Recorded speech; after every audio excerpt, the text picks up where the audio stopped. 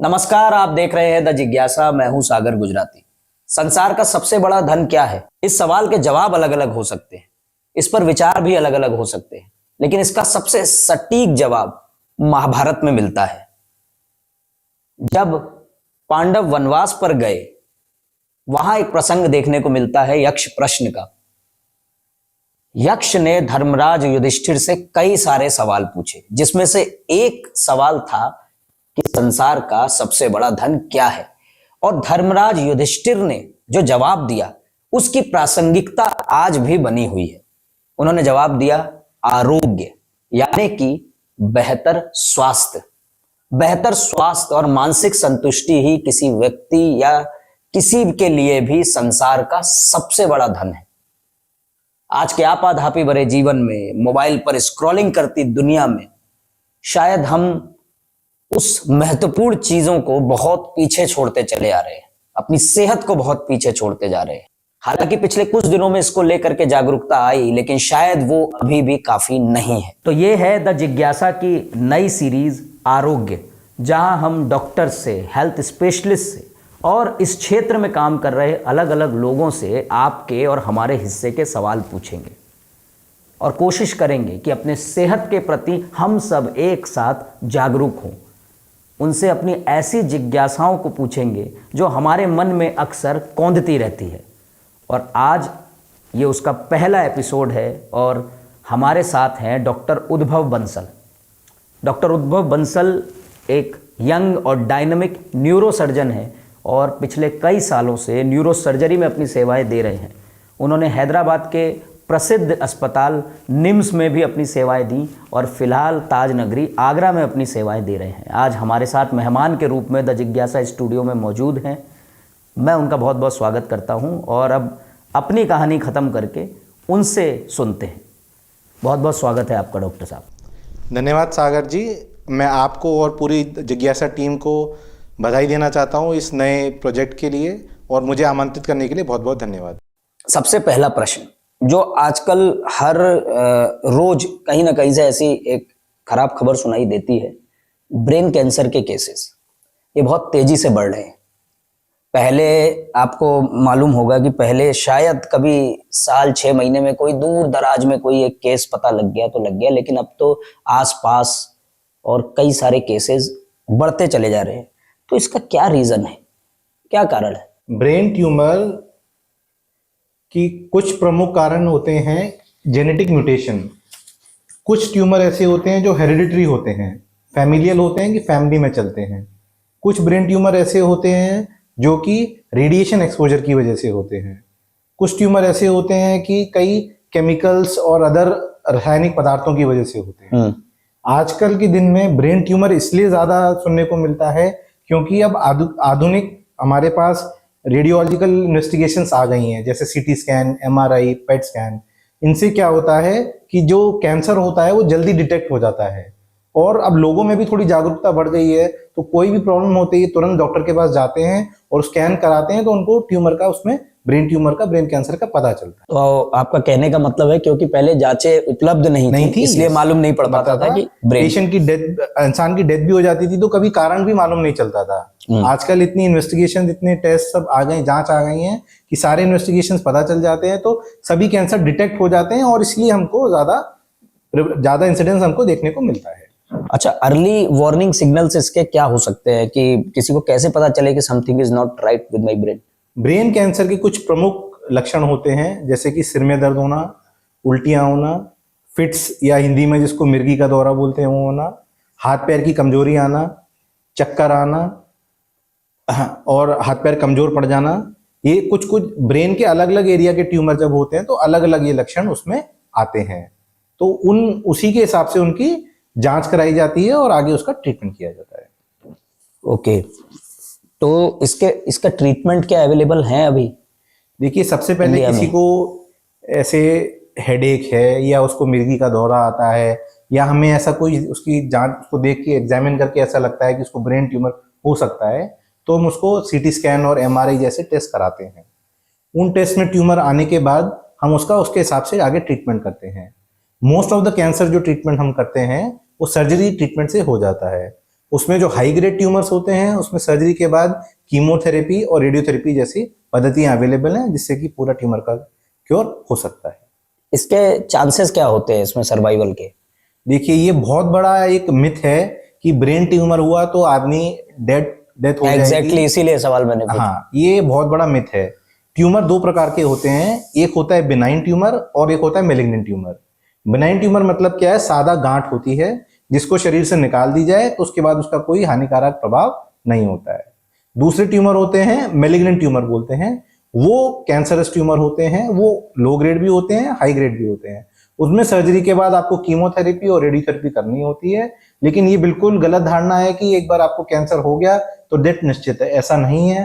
Cancer का treatment possible है, surgery से, कीमोथेरेपी से, रेडियोथेरेपी से, हर तरह की पद्धति अवेलेबल है। एक चीज और मैं इसमें पूछना चाहूंगा कि इसका इलाज कितना महंगा है, या क्या आम व्यक्ति इसको अफोर्ड कर सकता है, या इसमें क्या और ऐसा किसी बहुत ही लो ग्रेड के व्यक्ति को जिसकी इनकम कम है वो इस तरह की चीजें डिटेक्ट होती है तो उसके पास क्या ऑप्शंस हैं?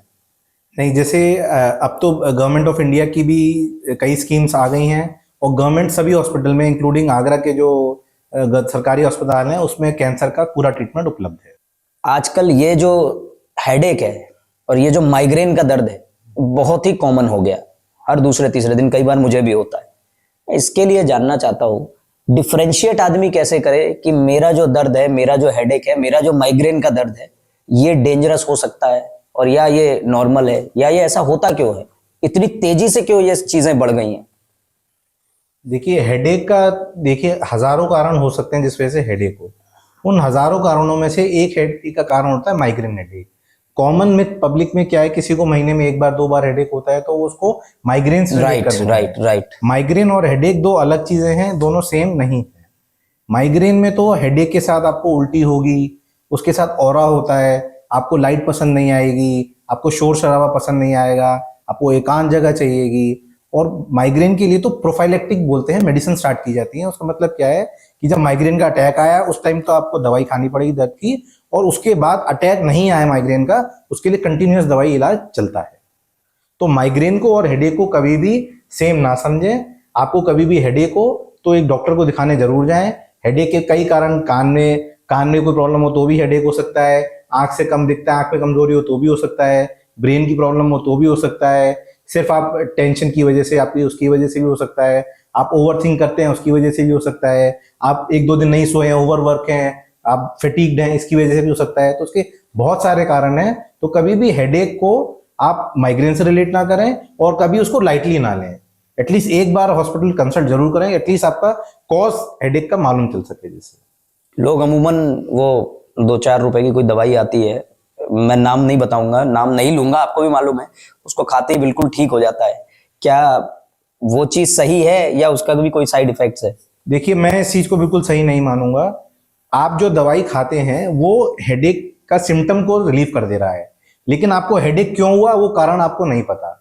हमेशा दवाई खाने से आप कारण को इलाज नहीं कर रहे हैं, आप सिर्फ उसकी वजह से जो प्रॉब्लम आ रही है, जो आपको सिर दर्द हो रहा है, उसका इलाज कर रहे हैं। हमेशा उसके जड़ पे जाना जरूरी है। ओके। हेड इंजरी एक ऐसी चीज है, डर भी लगता है, और लेकिन इसके केसेस भी बहुत ज्यादा बढ़ते चले जा रहे हैं। तो हेड इंजरी के आप, कई बार हमें बाहर से दिखता है इंजरी हुई है, कई बार समझ नहीं आता। कई बार एक्सीडेंट्स के बाद ऐसा देखा गया है कि व्यक्ति थोड़ी देर अपनी गाड़ी भी ड्राइव करके गया और उसके बाद फेंट हुआ और गिर गया। तो ये जो इस प्रकार की इंजरी है, क्या सिम्टम्स हो सकते हैं, क्या कॉजेज हैं इसके?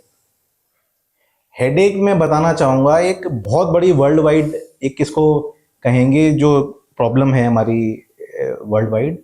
थोड़ा मैं उसमें स्टैट्स आपको बताना चाहूंगा हेड इंजरी की। यस, वर्ल्ड में तो करीबन 1 लाख लोग में 220 लोग को हेड इंजरी होती है। ये लास्ट ईयर का स्टैट्स मैं बता रहा हूँ। इंडिया में लास्ट ईयर 5 लाख से ज्यादा हेड इंजरीज हुई हैं, जिसमें से 1.5 लाख से ऊपर डेथ हुई है। तो आप 1.5 लाख डेथ और जो 5 लाख हेड इंजरी से इसकी ग्रेविटी आप समझ सकते हैं कितनी ग्रीवियस है।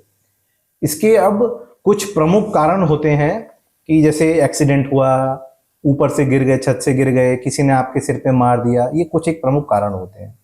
अब आप हेड इंजरी हुई, आप इसको कैसे डिटेक्ट करेंगे कि हेड इंजरी हुई है? इसके सिम्टम्स, जैसे आपको सिर में दर्द होगा, बेहोशी आएगी, उल्टियां होंगी, मिर्गी का दौरा पड़ सकता है, आपको चक्कर आएंगे।